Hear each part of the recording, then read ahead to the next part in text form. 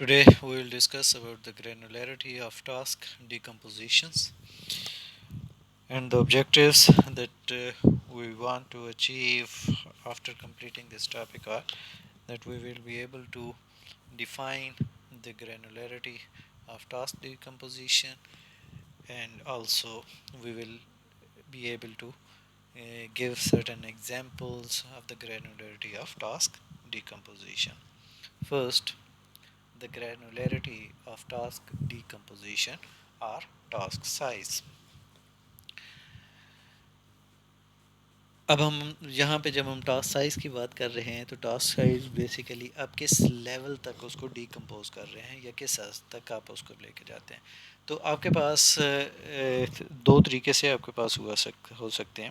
One is the fine granularity. ٹھیک ہے, fine grained آپ کے پاس ہے کہ decomposition of computation into large number of tasks result in fine grained decomposition. یعنی جو پاسبل لیول تک کی گرینولیٹی ہے وہ اگر آپ اچیو کر لے تو اس صورت میں ہم اس کو کیا کہہ دیتے ہیں, فائن گرینڈ ڈیکمپوزیشن ہمارے پاس آ جاتی ہے. ٹھیک ہے. اچھا, اب یہاں پہ دوسری آپ کے پاس آ جاتی ہے, وہ آپ کے پاس ہے کورس گرینڈ. اب decomposition of computation into small number of task result into a course grand decomposition. ٹھیک ہے, یعنی وہاں پہ کیا تھا کہ لارج نمبر آف ٹاسک کہ آپ کے پاس جو possible number of sub division تھی وہاں پہ. یہاں پہ ہمارے پاس کیا تھا کہ ہم نے اس کو کہا کہ نہیں پاسبل نمبر آف نہیں, بلکہ ہم ایک سرٹن لیول تک بہت ہی فائن گرینڈ نہیں کرتے, بہت ہی فائن ٹیون نہیں کرتے, بلکہ ہماری جو ریکوائرمنٹ ہے اس کے حساب سے ہم اس کو ڈیکمپوز کر سکتے ہیں. ٹھیک ہے. اب یہاں پہ یہ پریویس ایک ٹاپک کے اندر ڈسکس کرتے ہوئے کیا تھا جب ہم میٹرکس کی ملٹیپلائی کر رہے تھے کہ وہاں پہ روز اور ویکٹر کو ملٹیپلائی کیا تھا. یہاں پہ ہم اسی ایگزامپل کو اگر آپ دیکھیں تو اس صورت میں کیا تھا کہ جو فائن گرینڈ تھی اٹ مینس کہ ہم نے جو نمبر آف ٹاسک تھا وہ کیا ہوا ایک رو کا پاس, کیونکہ رو اور ویکٹر کالم کو آپ نے کیا کیا تھا, ملٹیپلائی کیا تھا. اب یہاں پہ اگر آپ دیکھیں تو جو فائن گرینڈ ہوگا کہ وہ یہ ہے کہ سنگل رو سے نیچے تو آپ کے پاس جو ہے وہ پاسبل نہیں ہوگا کہ وہ انڈیپینڈنٹ آپ کے پاس نہیں ہے. پھر ان کو کہیں نہ کہیں سپوز کر لیں اگر آپ اس کو رو کو بھی ہاف کرتے ہیں اور ہاف ویکٹر سے ملٹیپلائی کر کے پھر ان کو ایڈ کرنا پڑے گا, تو وہ جو اینڈ ریزلٹ آپ کے پاس جو آؤٹ پٹ آ رہی ہے وہ ان کی مرجر کے ساتھ ہی آئے گی. تو اٹ مینس کہ جو فائن لیول کے اوپر جہاں پہ آپ کے پاس کسی کی ڈپینڈنسی نہیں ہے تو انڈیپینڈنٹ لیول کے اوپر آپ کے پاس ایک رو اور وہ جو کالم ویکٹر تھا اس کی پروڈکٹ آپ کے پاس تھی. ٹھیک ہے. تو یہ جو ایگزامپل ہے یہ ہمارے پاس کیا آ جائے گی, فائن گرینڈ کی آپ کے پاس.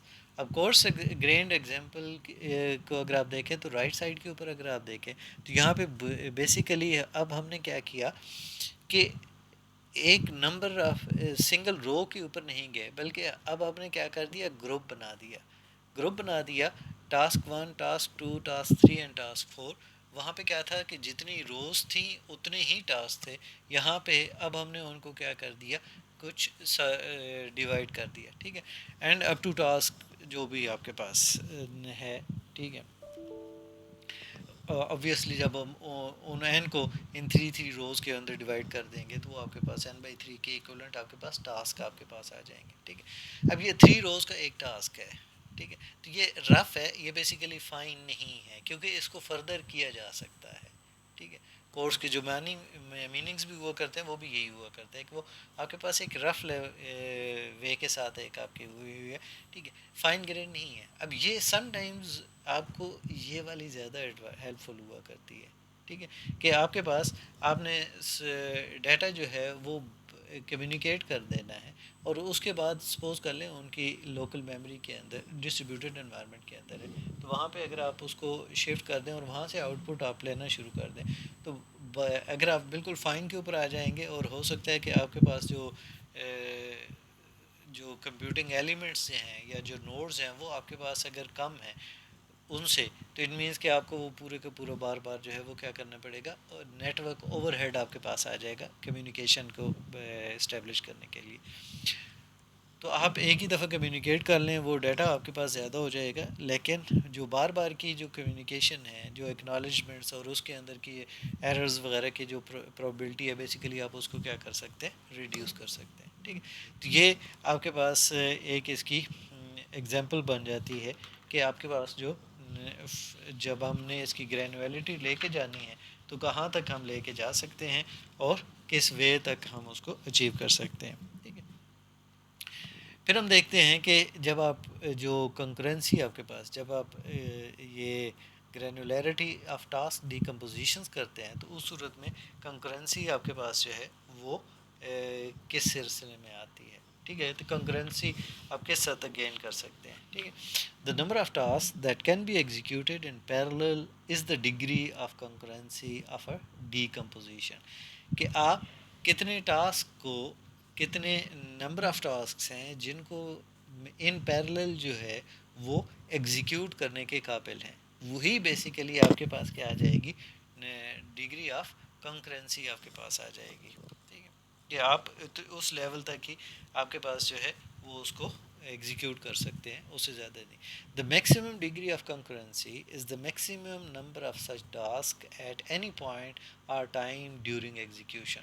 اور یہ نارملی آپ کے پاس اگر آپ لاجیکلی دیکھیں کہ سپوز کر لیں کہ اگر آپ کے پاس 4 کورز ہیں یا 4 پروسیسنگ ایلیمنٹس ہیں، تو آپ کیا کر سکتے ہیں کہ 4 ٹاسک کو ہی ایٹ اے ٹائم جو ہے وہ کیا کر رہے ہوں گے، کنکرنٹلی ایگزیکیوٹ کر رہے ہوں گے. لاجیکلی کی بات کر رہا ہوں، فزیکلی جو ہم ایشوز پہلے بھی ڈسکس کر بیٹھے ہیں کہ سم ٹائمز وہ ویٹنگ اسٹیٹ میں آ جائے یا جو کچھ اور بھی تو، لیکن ایک سرٹن گیون ٹائم کے اوپر وہ ٹاسک جو ہے وہ کیا ہو جائیں گے، ان ایگزیکیوشن ہوں گے، یعنی رننگ اسٹیٹ کے اندر آپ کے پاس آ جائیں گے. ٹھیک ہے، یا انہوں نے اس پروسیسنگ ایلیمنٹ کو کیا کیا ہوا ہے، آکوپائی کیا ہوا ہے. تو لاجیکلی کنکرنسی کی بات ہے کہ جو میکسیمم ڈگری آف کنکرنسی ہے وہ کیا ہوگی کہ maximum number of such task at any point or time during the execution جو ہے وہ آپ کے پاس کیا آ جائے گی، اس کی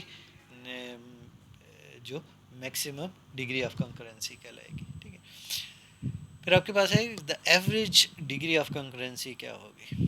ٹھیک ہے، the average degree of concurrency is the average number of tasks that can be processed in parallel over the execution of the program. ٹھیک ہے، اب جو ایوریج ہمارے پاس آ جائے گی کہ اس کے اندر کیا ہوگا کہ وہ ایوریج نمبر آف ٹاسک ہیں وہ ہم ان پیرلل جو ہے وہ during the execution of a program جو ہے وہ کتنے ان پیرلل ایگزیکیوٹ کر رہے ہوتے ہیں، تو اس کو ہم کیا نام دے دیتے ہیں، ایوریج ڈگری آف کنکرنسی کا نام دے رہے ہوتے ہیں. ٹھیک ہے، اچھا یہاں پہ جب ہم آپ کیا آتے ہیں تو اس صورت میں کیا، جب ہم اس کو ڈیکمپوز کر رہے ہیں تو یہ کیا امپیکٹ کرتی ہے پیرلل کی پرفارمنس کے اوپر. ٹھیک ہے، تو پیرلل ایگزیکیوشن کی پرفارمنس کے اوپر ہمارے پاس ایک کویشچن یہ ریز کر سکتا ہے کہ do you think that the final decomposition of tasks always result in small time, کہ جتنا آپ اس کو فائنڈ کرتے چلے جائیں گے اتنا ہی جلدی آپ کے پاس ایگزیکیوٹ ہو جائے گا. ٹھیک ہے، ایسا نہیں ہوا کرتا. تو آنسر ہم کیا کہہ سکتے ہیں کہ no there is an inherent bound on how fine the granularity of a computation can be. ٹھیک ہے نا، کیونکہ آپ کے پاس جو ہے وہ ایک اس کی جو ہے وہ کچھ لمیٹیشنز آپ کے پاس موجود ہوا کرتی ہیں. دوسرا یہ ہے آپ کے پاس کہ جو کنکرنٹ ٹاسکس ہیں may also have to exchange data with other tasks. ٹھیک ہے، کہ اگر ایک ٹاسک نے جو کنکرنٹلی آپ ایگزیکیوٹ کر رہے ہیں تو اس نے اگر ڈیٹا کو آپس میں ایک دوسرے کے ساتھ ایکسچینج کرنا ہے، ٹھیک ہے، تو اس کا رزلٹ کیا آ جائے گا، this results in the communication over head.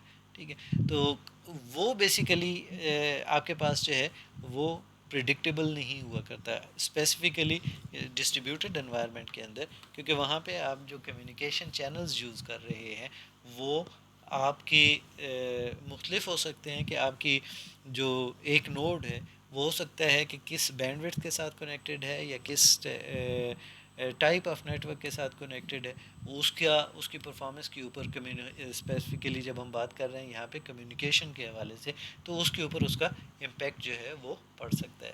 Band width کتنی ہے، کس ٹائپ کا نیٹ ورک ہے ایٹسٹرا. سو مینی تھنگس جو بیسیکلی انوالو ہوا کرتی ہیں، ٹھیک ہے، وہ ہارڈ ویئر یا سافٹ ویئر یا پروٹوکولز ہر قسم کی جو امپیکٹ کر رہی ہوتی ہیں اس کی پرفارمنس کے اوپر. ٹھیک ہے، تو اس کا مطلب یہ ہے کہ جب ہم اس کو فائنل لیول کے اوپر آتے ہیں تو اس صورت میں یہ نہیں ہوا کرتا کہ وہ جو منیمم پاسبل ٹائم ہے اس کے اندر ہی وہ ایگزیکیوٹ ہو جائے، جہاں پہ دوسرے فیکٹرز جو ہیں وہ بھی ان کے اوپر کیا کر رہے ہوتے ہیں، امپیکٹ کر رہے ہوتے ہیں. تو ہمیں وہ ڈفرینٹ فیکٹرز جو ہیں وہ بیسیکلی ان تمام کو آپٹیمائز کرتے ہوئے ہی ہم کیا کر سکتے ہیں، بیسٹ پرفارمنس جو ہے وہ اچیو کر سکتے ہیں.